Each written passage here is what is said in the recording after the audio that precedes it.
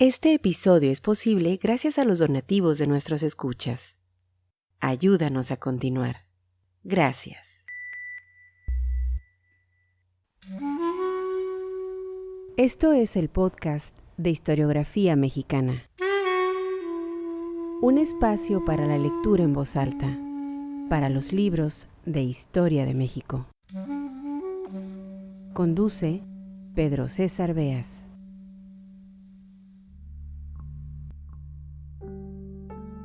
Pocos historiadores en México han dejado una huella tan profunda en la historiografía nacional como Daniel Cosío Villegas. Su currículum es extenso, muy extenso, pasó por innumerables cargos y participó en un sinfín de empresas culturales, las cuales marcaron la vida académica de México. Fue director de la Escuela Nacional de Economía en los años 30, secretario y fundador de la editorial Fondo de Cultura Económica, director de la revista Historia Mexicana, presidente del Colegio de México, fundador de la revista Foro Internacional. De 1955 al 74 dirigió las obras Historia Moderna de México en 10 tomos e Historia General de México en 4 volúmenes, autor de varios libros, entre ellos El estilo personal de gobernar, La sucesión presidencial. Fue Premio Nacional de Ciencias y Artes en 1971. Varios son los episodios de este podcast en los que nos hemos dado la tarea de leer en voz alta fragmentos de la obra de Cosío Villegas.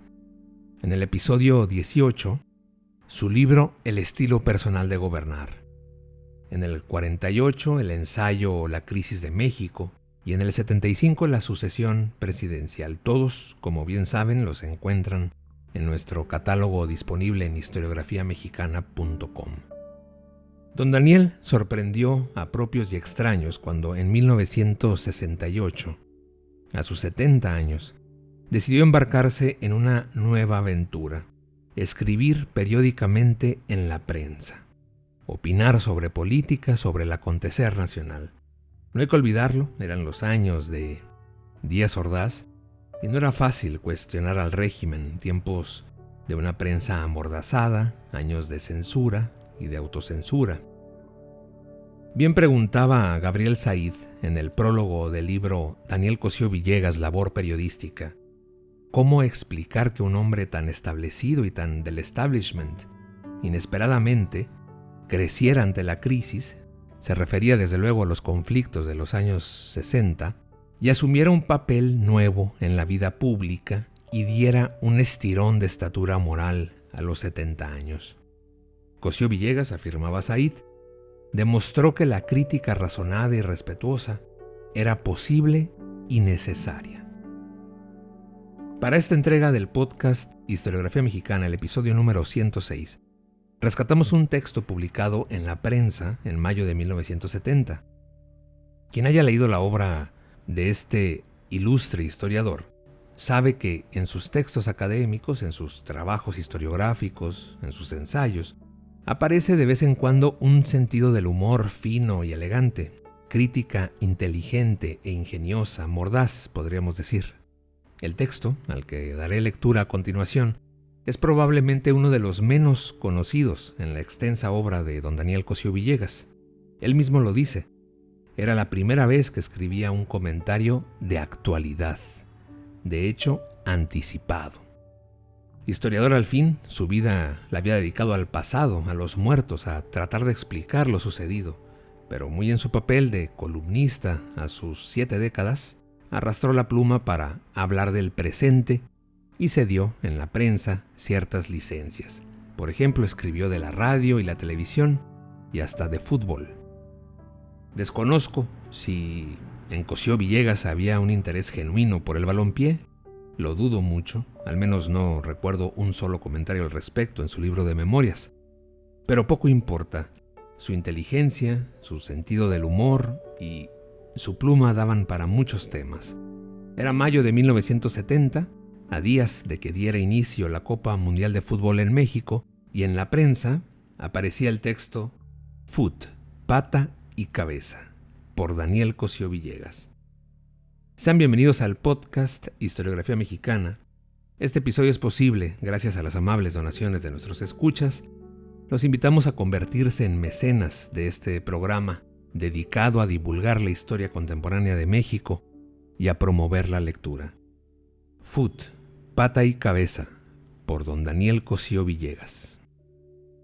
¡México! ¡Ra, ra, ra! ¡México! ¡México!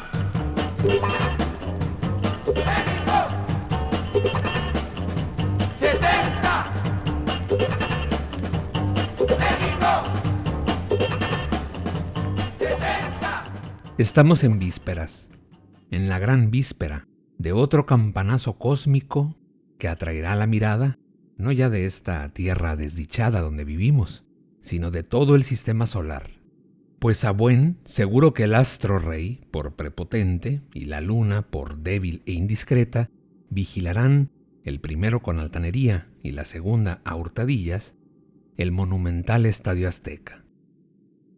Desde luego que el campanazo anterior fueron los Juegos Olímpicos, que le dejaron al mexicano una satisfacción orgullosa tan rebosante que cuando don Richard declaró que el viaje a la luna de sus cosmonautas era la aventura más conmovedora desde el Génesis, el mexicano indignado le preguntó: ¿y nuestra Olimpiada?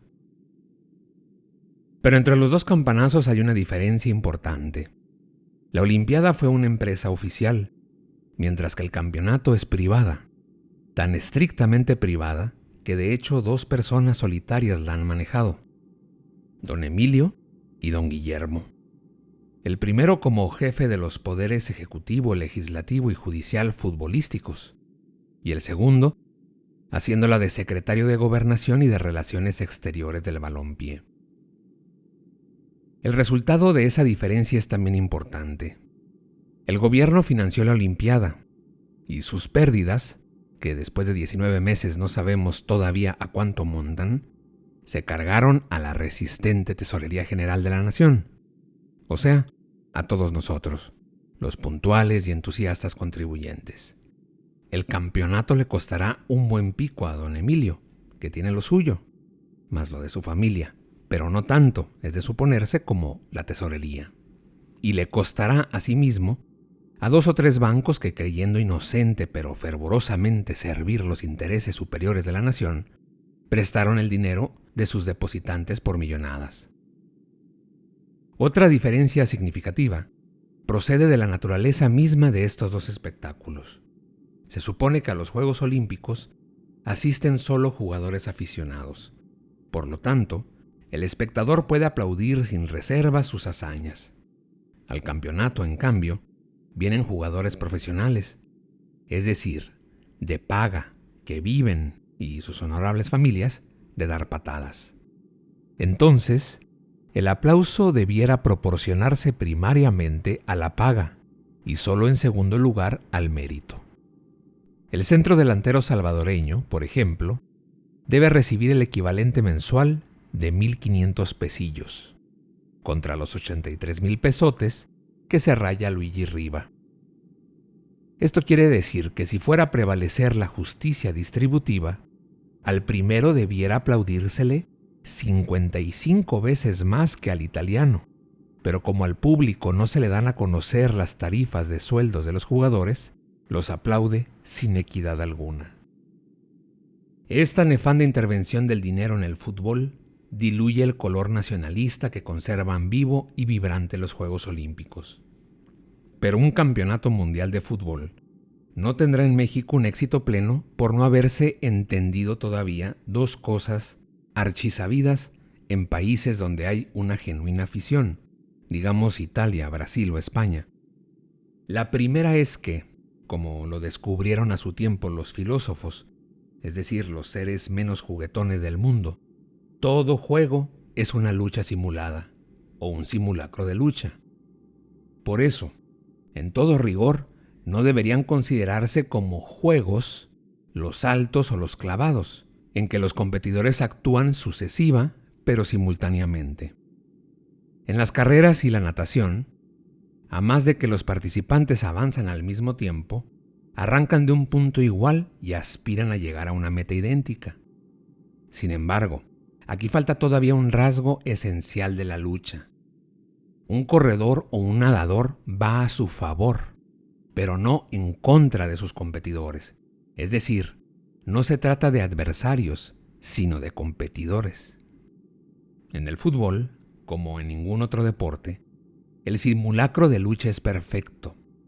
Existe una meta propia, que hay que defender, y una meta enemiga que debe conquistarse.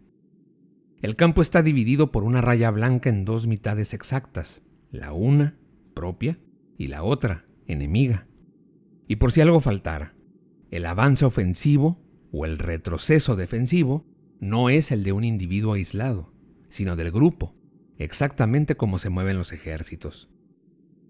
El otro obstáculo que impide al mexicano gozarlo plenamente es su creencia de que la suerte del fútbol está librada a la pata, palabra que asocia al error, al fracaso, como meter la pata y sobre todo en no dar pie con bola, o sea, desacertar eternamente. En realidad, el fútbol se juega con la cabeza y la pata solo ejecuta lo que la cabeza discurre. El caso más ejemplar es el de Don Quique, un débil mental por excelencia y por lo tanto un jugador que mete la pata donde no debe o que no da literalmente pie con bola. Se dirá que justamente Borjita juega con la cabeza, puesto que con ella remata los centros que sus alas le sirven. Así es, en efecto. Pero aparte de que en estos goles las 3/4 partes del mérito pertenecen a los jugadores que centran, esos remates de cabeza los ordena la pata, y por eso sale 1 de cada 100. Aguardemos, sin embargo, a ver este gran campeonato mundial, al que yo al menos le he sacado ya la ventaja de escribir por primera vez un comentario de actualidad, de hecho anticipado.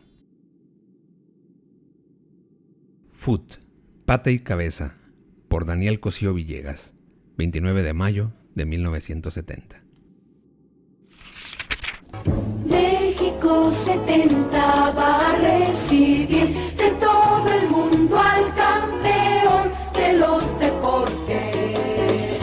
Fútbol México 70, Fútbol México 70, Fútbol México 70, Fútbol México 70, México 70 va a recibir. Este episodio fue posible gracias a las amables donaciones de nuestros escuchas.